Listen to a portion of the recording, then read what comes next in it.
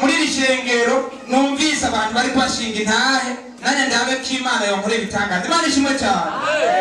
Nari nagenda ku bazungu bantera inshinge mu mutwe hawese bagashinga inshinge bakamanuka kw'izosi bakamanuka mu mugongo bakesera k'umuyaga nkuba umutwe ukadegezwa n'umuyaga nkuba. Imana ishimwe cyane. Ariko biranka hari ikintu cyadugiye aha cyakubita hano gaca numva ubuzima buraheze. Gihinduye cyangwa gifata mu gakomo k'inyuma kikagomba kukamanyura ngo kaveko.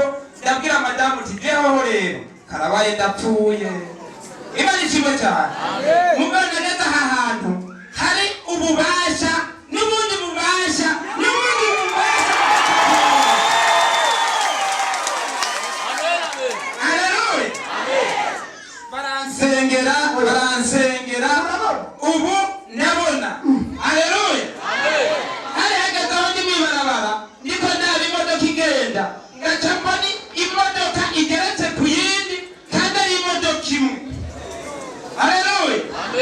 Ubu rero ndio mnidibukaze nato urupapuro nkandika kuko sinashobora no kubona imirongo y'urupapuro. Ubu urandika rero. Ubu rero natora ikaramu nkandikira abakozi atakibazo.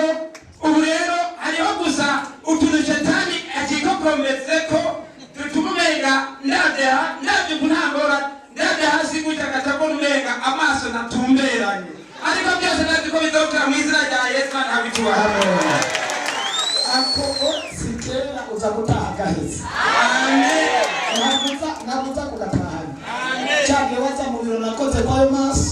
Bavuga ko mu mwanya muto nakubwiye kinamike. Mu mwanya muto nakubwiye ati gushika kuwa Mungu wowe uzobona. Ego. None ubona utatabiye utabona. Ndabona ko nakoreye. Haleluya. Amen. Nicyo gituma na tema ndakati nani ngomba gukora ibikorwa mu ishengero ibyo bamure nanye ngo bikorera abandi Imana yahabwa icyubahiro cyawe. Amen. Ako kantu gatoya unza gutaha mbere bijyane.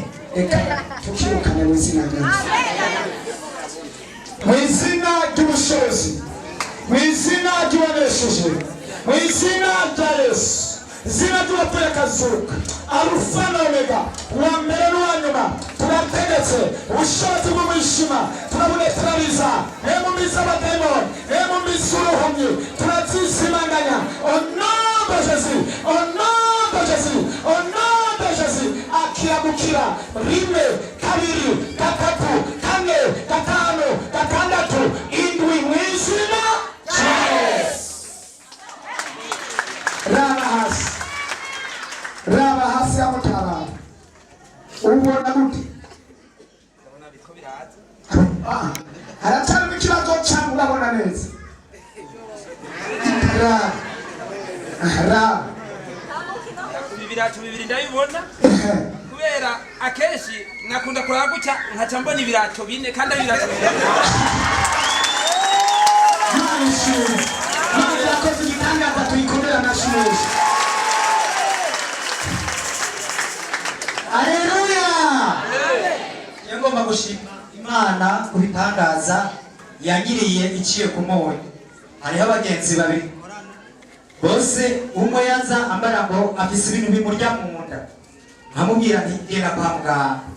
Hama agiye ngo ati yarafite ibindi ntaco byamumariye. Canamuha umunyu ndawusha mu mazi arawunywa.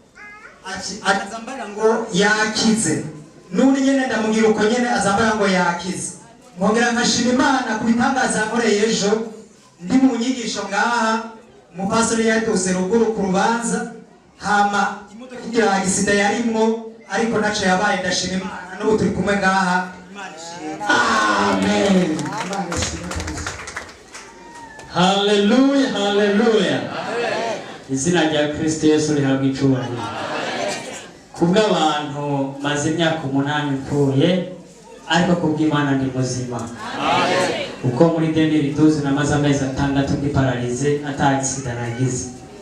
Shima Imana rero ko nkiri muzima.